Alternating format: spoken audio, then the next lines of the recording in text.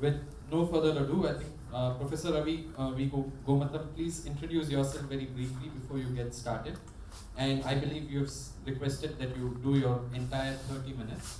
And that's okay because after this we don't have another presenter, so we can include the questions in the closing session.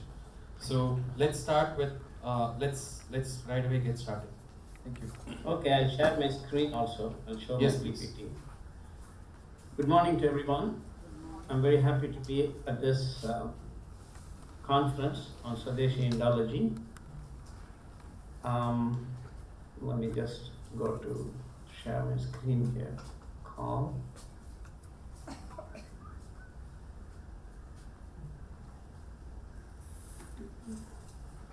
Can you see my screen? Yes, we can see your screen. Please. Okay. And on full screen. Yeah. My name is Ravi Gomatam. That's my legal name. My spiritual name is Sraj Das. I'm the director of Institute of Semantic Information Sciences and Technology with centers in Berkeley and Bombay. Right now I'm talking to you from our Berkeley Center. I'm also a visiting professor at ICPR for this year. A top overview, I will do a Purva Paksha on Pollock. Specifically one point is unacceptable characterization of pre-modern Sanskrit. And then I will introduce a very new idea which I think might be of interest to all of you, a new understanding of the oral tradition. And I will also introduce the idea of sacred Indology, which is basically same as Swadeshi Indology, unless Swadeshi Indology aims to include both the sacred and secular approaches. But insofar as the Vedic tradition is essentially highly theistic, I think sacred Indology and Swadeshi Indology should be synonymous. And I will give 3 examples of how sacred Indology would respond to some of the ideas in Western Indology, especially a la Pollock. And towards the end, I'll point out that the concept of time is crucial to any Indology, so is the concept of space and objects, which are derived, or at least it's derived the other way. And I'll try to indicate as a build-up for my later Uttara Paksha, sacred Indology's notions are more scientific than the ones that are currently undergirding Western Indology. The main idea of Pollock that I could see in his book, The Language of Gods and the World of Men, is that he's trying to divide the ancient Sanskrit, what I call the sacred tradition Sanskrit, from the postmodern or secular Sanskrit.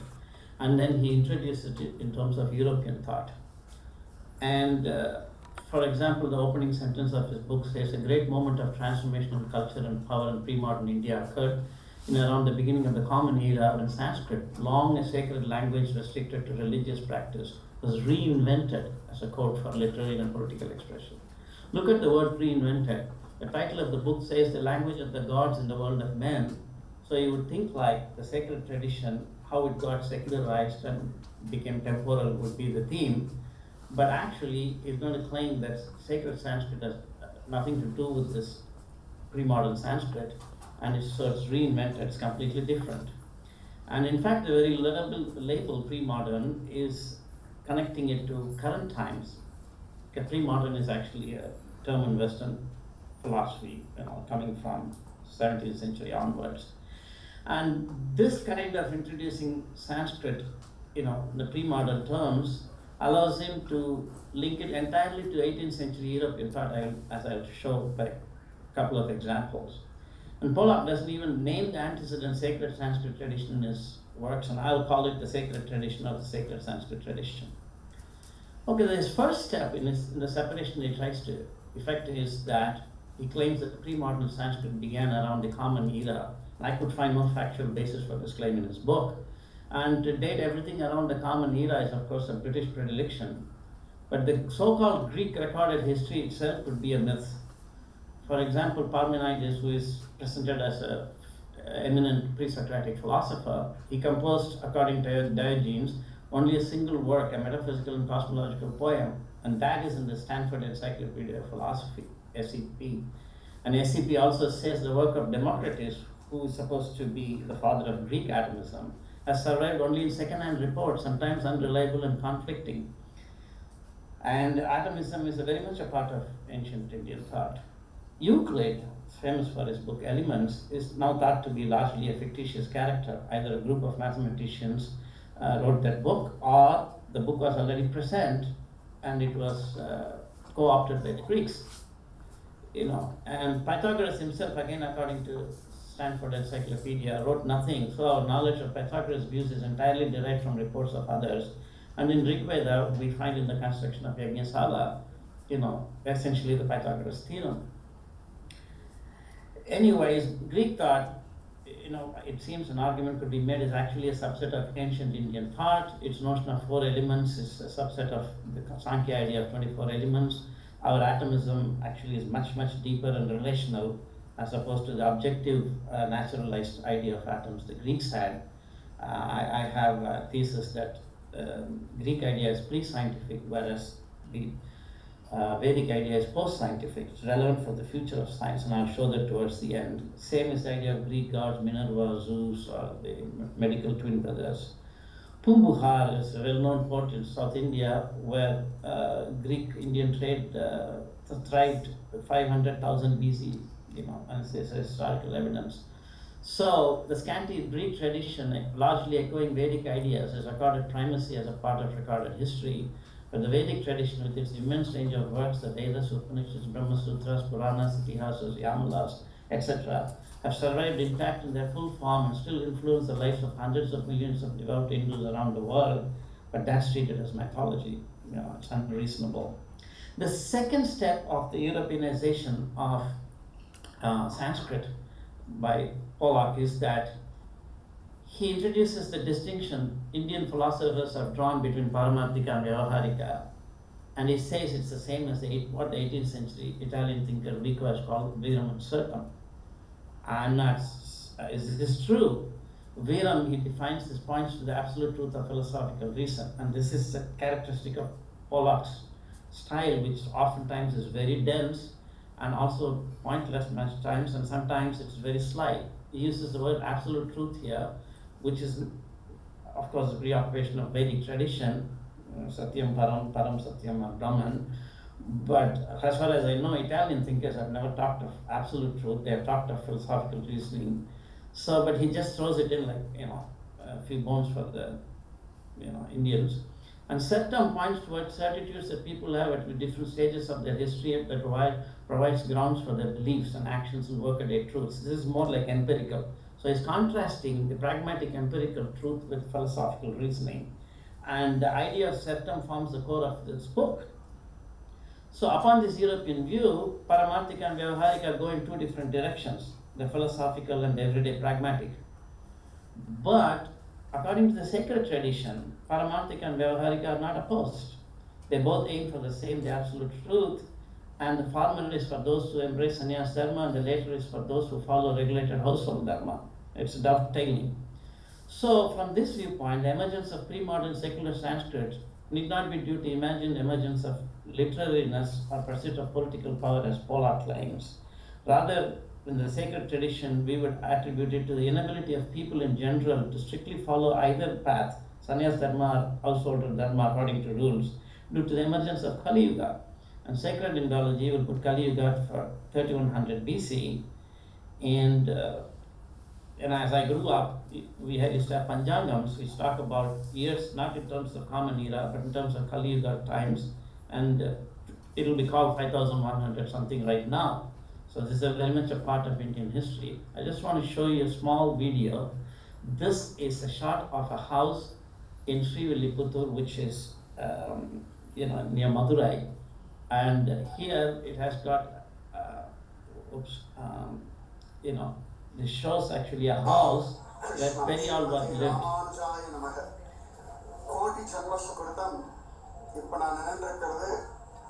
Sri Periyazhwar வாழ்ந்த கிரகம் ஆண்டாள் ஓடி விளையாடின ஒரு திருமாளிகை இவர் ஸ்ரீமான் வேதப்பிரான் cutter.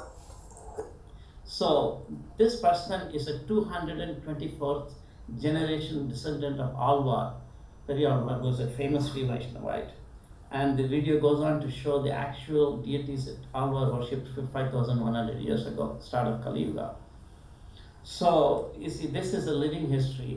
Mehra Palace in Udaipur is supposed to have 800 generations record, and that's about 20,000 years. And they say they're descendants of Kusha, Lava Kusha, and Ramayana, and that's more than 1 million years old. And physical evidence is thus available all over India. I heard Rajiv Malhotra make this point, and we should pursue that. In any case, our option is only for everybody whether to follow the Indian myth or the Western myth. The Indian myth, according to them, is all this Yuga cycles. One Chaturyuga is 4.32 million years. Kalpa, a dam of Brahma, is 4.32 billion. Lifetime of Brahma is 311 trillion. He's 51 years old now, so the age of the universe is 1.58 trillion. The age of the earth is 1.96 in this mantra, and it goes on. Westerners have their own, myth, which is in terms of geological periods, which are also talking in terms of hundreds of millions of years. So the question could be, and they are of the same order as the Vedic ideas, and in fact the Vedic ideas are much bigger numbers. So if modern scientists can actually, using their intellectual power, talk about universal history, hundreds of millions of years old, why not we consider the testimony of sages who are spiritually more evolved and who have also given actual universal history? Well, in any case, the Pollock's sleight of hand in introducing the idea of pre-modern Sanskrit is that he separates pre-modern Sanskrit from its sacred roots, and then he defines it in terms of European thought. And it's little wonder that he then sees precursor to later day European ideas such as Nazism in pre-modern Sanskrit thought. Whereas actually pre-modern Sanskrit emerges from the sacred tradition, the Vedic Sanskrit. And I am going to talk about the next point that makes this connection more strongly, and that is the idea of oral knowledge tradition, which is different from what they call as oral tradition. So according to Pollock, pre-modern is marked by poetry and polity, and he says that the purely oral could not be kavya. There is no basis for this claim offered either. And in the sacred tradition, Valmiki wrote Ramayana in Treta Yuga, and he's called Adi Kavi, and Ramayana is called Kavya. So the tradition of being oral at that time does not mean that either or before or after there was no writing. Ganesha is known as the scribe of Mahabharata, which was written at the start of Kali Yuga 5100 years ago, which by Indian standard is not too long ago. So I'm introducing to you now a sloka from Srimad Bhagavatam, which actually says that the Sanskrit alphabets were created at the time of creation, material creation. Brahma's soul was manifested as the touch alphabets, his body as the vowels, his senses as the sibilant alphabets, his strength as the intermediate alphabets, and his sensual activities as the 7 notes of music. The first thing we should note here is that the letters of the alphabet, they don't have the same ontological standing. And this verse is pretty difficult to understand, and Srila Prabhupada has actually contributed immensely to doing sacred ontology in modern times. And he writes in this purport that in Sanskrit there are 13 vowels and 35 consonants. The vowels are A, I, E, etc. The consonants are Ka, Kha, Ga, Gha. Among the consonants, the first 25 letters are sparshas, and there are 4 antastas, and there are usmas, Taladya, Murdhini, and Dantya. That's his purport. Then he makes some very interesting points. The musical notes are Sare, Gama, Pada, Ni. All these sound vibrations are originally called Shabda Brahman, or spiritual sound. The Vedas are spiritual sound, and therefore there is no need of material interpretation for the sound vibration of the Vedic literature. The Vedas should be vibrated as they are, although they are symbolically represented with letters which are known to us materially. So, a very important point, because in this you can see that I have written this sloka in Sanskrit that I have also transliterated in English, and you could read Spashya Tasya Abhavat either from the transliteration or from Sanskrit. But actually, neither of them is relevant because the meaning of those sound words is very different from the physical characteristics of the letters themselves. So I want to actually explain that the idea of Sarigama Padani, which is coming in the lowest order in the scale of the reality of Sanskrit letters. Classical music, Sarigama Padani, you see, Sa cannot be learned, it can be written down, but it cannot be learned unless you hear it from someone who knows how to say Sa, and it takes many years. I'm kind of an amateur classical musician, and it took me 15 years to get some hang on sa, and any classical musician would say that the master sa will take lifetimes. So the point is that music is essentially oral tradition, that even if you are able to write music, ultimately you have to hear from somebody and you have to actually sing. So that is similar meaning for Vedic tradition as oral tradition, because it's a knowledge that can only be orally gotten. And there are in fact 4 kinds of priests for yajna, and one of them is Udgata, who sings the mantras. So the Vedas actually are to be sung, and classic, just like film music is today recognized as a lighter version of classical music, classical music itself is a lighter version of Vedic meters.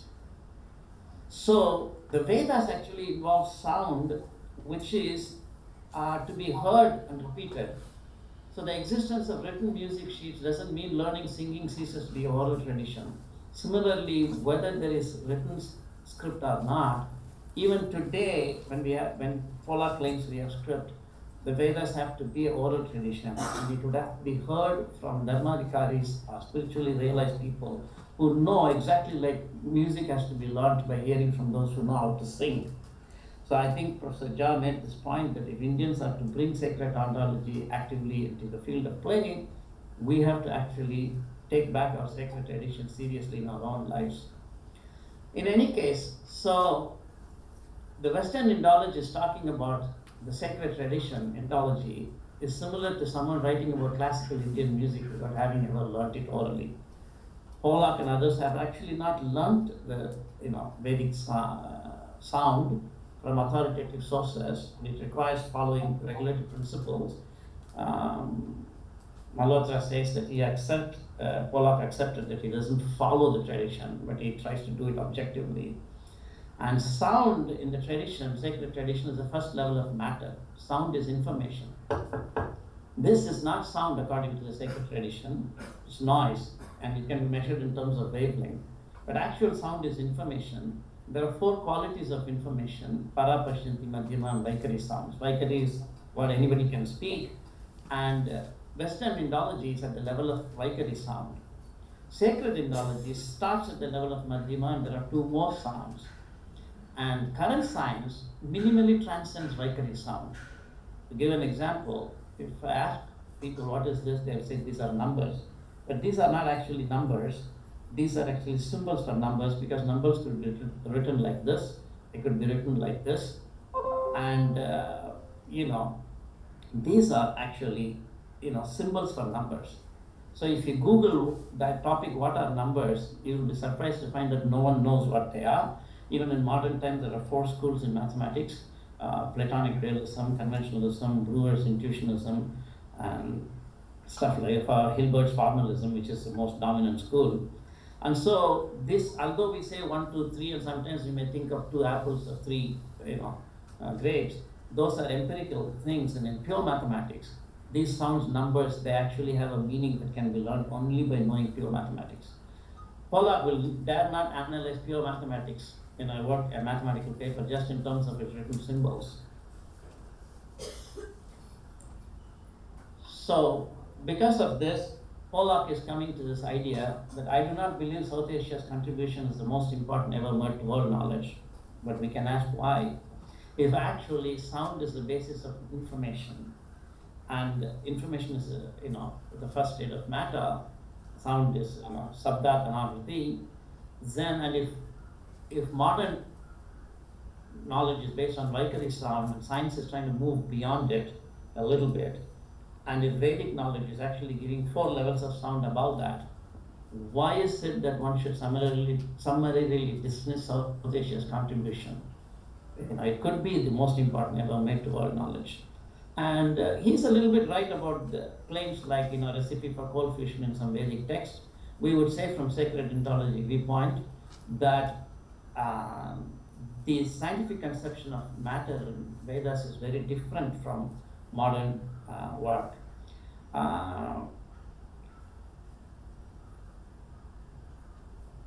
This is my last but one slide. Sound in sacred Indology will be the first level of matter, and its information. And currently, there is a huge move in Western science to move from the idea of mass and energy as ontology for matter to information, in fact, semantic information. And I have actually developed an idea called objective semantic information, OSI. It's a new concept of matter. It involves a host of new ideas in science. I've been working on it for nearly 36 years. And it involves many ideas like new empiricism called the Indian Vedic empiricism, new scientific realism, new mathematics for macroscopic quantum mechanics. That's my special field in physics that I work. And it's replacing Hilbert space, and new notion of biological information, new quantum computing and all. And the interesting point is that all of these are based on the concept of Panchabhutas, Tanmatras, and senses and their interaction. This is therefore a contribution from sacred Indology to science. This would be a very important thing to counter Pollock's ideas that Vedic ideas have no contemporary relevance, they can only be regressive. In fact, contemporary scientists around the world have begun to appreciate it. And here is one sample from a Nobel laureate in quantum physics. But I was very interested in the talk by Dr. Ravi Gomatam because he showed by some nice arguments that the proper way to think of quantum mechanics is in terms of relationships. This is a new way of thinking. It may be that this is how we should be doing science. And the significance of this is that there is a 110-year-old problem in quantum mechanics about the nature of matter that's unresolved. And nearly 28 million PhDs in the West have worked on it. They have not even figured out the problem, forget the solution. And here is Nobel laureate accepting that we are doing this work. And many of my papers are now part of the curriculum in North American universities. And this is all based on work that's coming from Vedic tradition. So this is my concluding slide. On winning the battle for Sanskrit, I believe that the first order of the business from the viewpoint of Pollockian Indology is that we have to reclaim the continuity of connection between Vedic Sanskrit and pre-modern Sanskrit. Pre-modern Sanskrit has come from Vedic tradition, it has its roots there, not in European thought. And make pre-modern Sanskrit therefore go back to Vedic roots, rather than ask it to be pruned of the Vedic ideas as Pollock claims. And we trace the influence of Kali Yuga on its emergence, and therefore we date it to 3100 BC. And we actually developed sacred Indology on a theistic and scientific basis. And that actually is my principal work. And I believe that this task is one of the most, if not the most important front in reclaiming Sanskrit and Vedic Sanskriti on a modern basis based on science. And these ideas are crucially dependent on developing our own notions of time within science, and which also I'm doing. And you can find more information about our work at these two places. And that is my presentation. Thank you.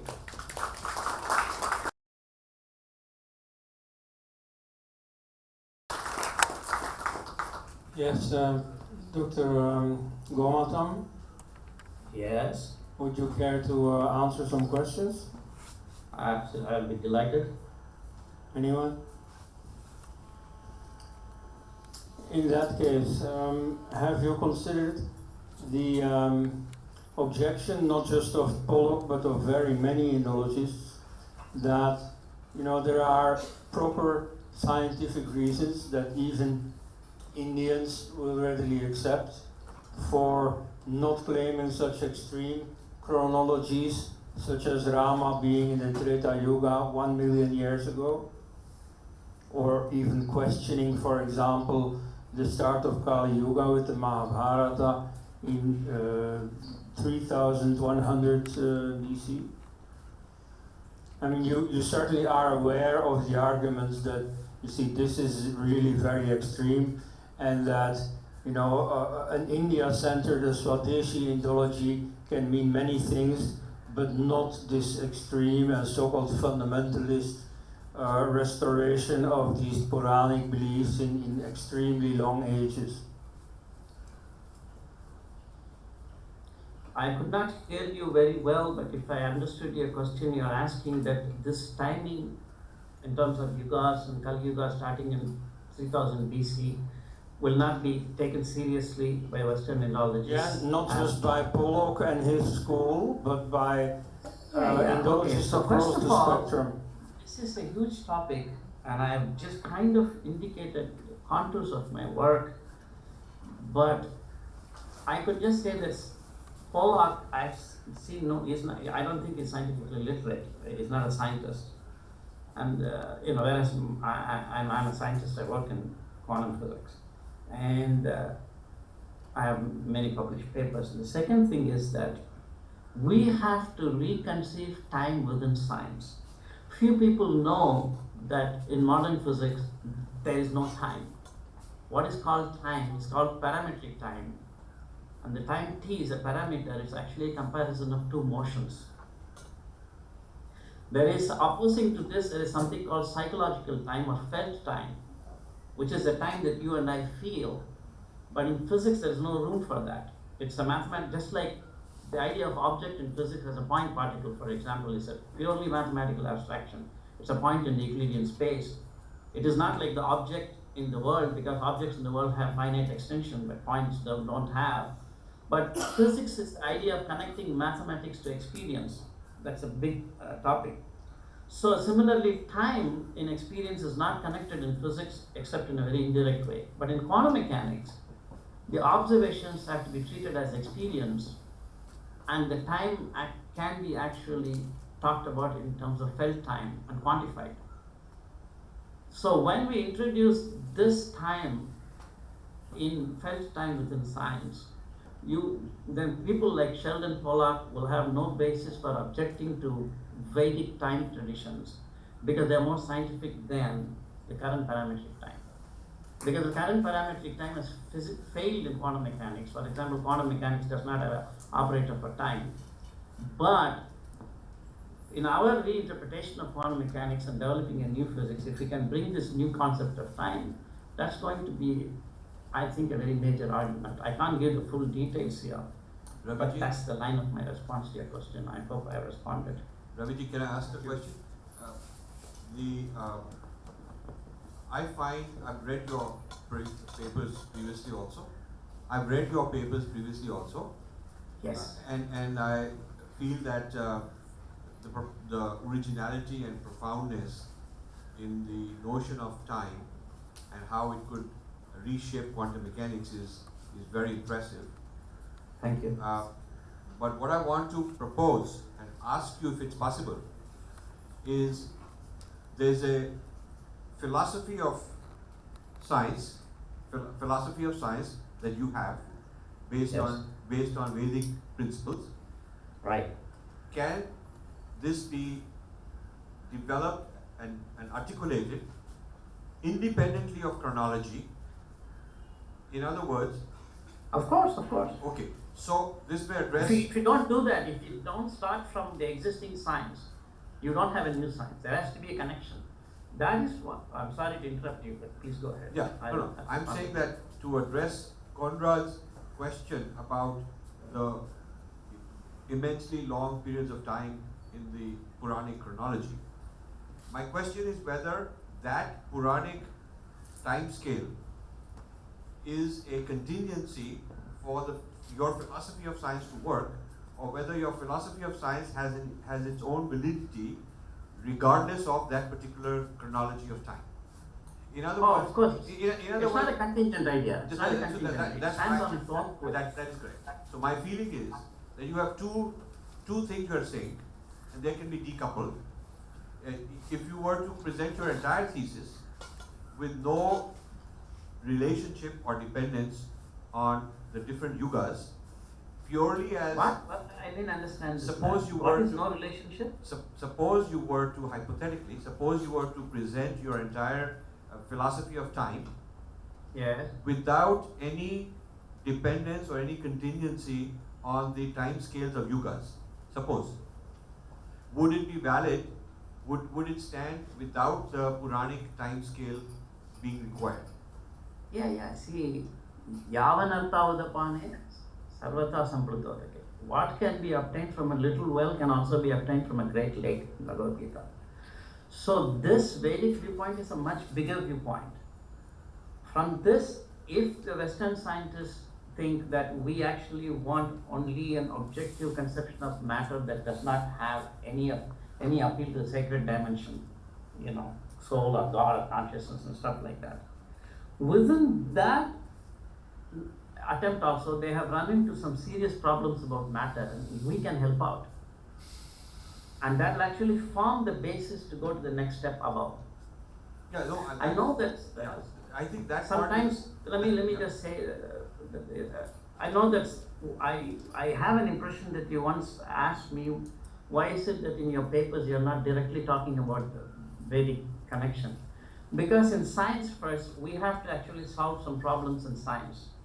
Whatever is the deeper viewpoint, they call it as the larger metaphysics. There's always metaphysics in scientific theories. And they actually come automatically later and accepted if the scientific theory is accepted. So right now, there are some issues in quantum mechanics. For example, the Schrodinger equation applies to the normal world in which we live. But they don't know how to do it. You can just take it for granted from me. So macroscopic quantum mechanics is now just a nascent field, but I have worked on it for 30 years. So it is in that ordinary lived world of applying quantum mechanics that all these ideas can happen. So I can present, for example, Vedic empiricism and scientific realism without reference to Vedas, and it's a must. I should do that in science like that.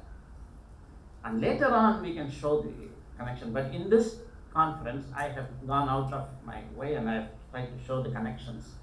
And the fundamental idea is the idea of sound. All right, one last question. Yeah. I am V.N. Jha, a retired professor from Pune University. You said I really? V.N. Jha. My name is V.N. Jha. Yes, I know, sir. I recognize you. So I think you attended our 1986 conference in Bombay. I have forgotten you remember.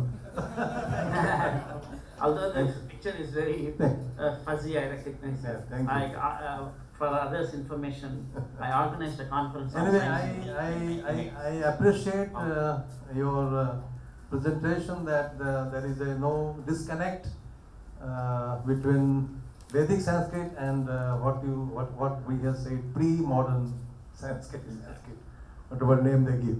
So I agree with this, but some factual statements need to be corrected. For example, the terms that you have used, the Hota, Udgatri, Advaryu, the terms that you have used need to be paraphrased properly. Hota is not one priest who offers. One who offers is Advaryu. He's the leader. And Hota has a function to perform of a different kind. So I think these terms are to be rephrased as per the... Okay, I think whoever entered the text might have just jumbled so, up the things. I'll go back and correct it. Thank you so much. So this is what I wanted to point out, that when you're... And it's a minor idea, but the main idea is that Vedic... And I also agree with you that you are reading motive in the interpretation of Pollock. And I agree with that. So thank you very much for this. Yeah. Thank you, sir. Dr. Gomatam, I'm afraid we have to stop here just for reasons of time. But yes, this was a very interesting and ambitious project. Thanks a lot. So we have one question and one response. Yeah, I'll come to you, Malhotra. I'm Vita from Madurai, and Yes. I was really happy that you showed the clipping of Andal's Parampara. I visit there very often, and I was really interested in your argument that it is that letters are just symbols, sound is something else, and Are you interested I mean, in the argument? you said 1, 2, 3. These are just symbols. I mean, Symbols, right? yeah, and it is experience that matters, and more than experience, reality check is very important to prove whether Sanskrit is sacred and whether it is alive. And I can give myself as an example because I come from a spiritual tradition. My mother was in the Ramanashram, and I had a guru who said, you be a seeker, you'll find the truth. And to me, Srimad Bhagavatam came alive, I should say.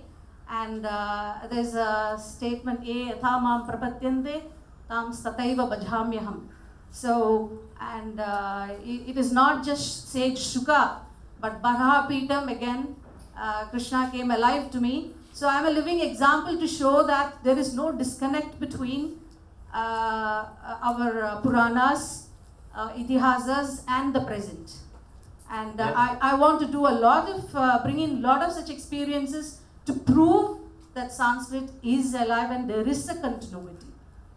In fact, I've traveled extensively from Nepal to Sri Lanka, did the Rama trail and the Krishna trail. So I have a lot of personal experience, that's what I want to share. Thank you very much. I just want to make two brief comments on this. Number one, I completely agree with you that the Vedic tradition is experience-based, but so is Western empiricism. The word empiri in Greek means experience. So empiricism is an ideology. It's like communism.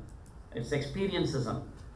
But the West actually treats experience objectively. What does it mean? In an intersubjectively invariant manner. The scientific objectivity is limited to that, and that has led to a lot of science and technology, and it has great currency now. Technology is the opiate of the masses, I say. So, in the current, why is that Sringeri Mutt went to Columbia? Why is Columbia having such great? Because the Western universities, science, that's how science and technology is how they have built their cash value. So, unless we enter that field and do better than them in science and technology, using the Vedic ideas. This, as Professor L said, is a very ambitious project, but it's not impossible. As I showed you, a Nobel laureate is saying, oh, maybe this is how we should be doing science, because they are stuck. So the point I want to make is that from first-person experience testimony, which is very valid, and of course in my own life, I experienced that, we have to actually go to presenting Vedic first-person experience ideas in an objective manner, and it's possible. That I think is a very, and it can be done in a way without disconnecting it from first-person experience. Whereas current science disconnects first-person experience from third-person experience called observations. So that disconnect is why in conscious studies you have problem of qualia and stuff like that. So my attempt is to bring it within science that connection back based on scientific Vedic thought, but in entirely scientific. Okay, that's just a response to. Okay, Dr. Gomatam, you have really made it worth our while to overrule the time constraints, but here we will have to stop. So I thank you. Thank you. Professor Eds. Next time more. We have one. Professor Gomatam, thank you so much. This was a very interesting lecture. I come from a background in cosmology myself, and hence I found. Pardon me? I come from a background of cosmology myself. I'm an astrophysicist. Background of what? Cosmology, inflationary cosmology. So, Inflationary cosmology. Okay. yeah, that is why I found your lecture very interesting. Thank you. Two things. Firstly, I completely agree with you that Western humanities and social sciences have still remained largely untouched by even modern scientific theories like even relativity, Einstein relativity itself, or even the concept of time, has not clearly touched Western social sciences and humanities. And you have brought that out very beautifully. I should firstly say that. Because Newtonian time is still what is being considered. That is what forms the basis of the paradigm of Western social sciences and humanities.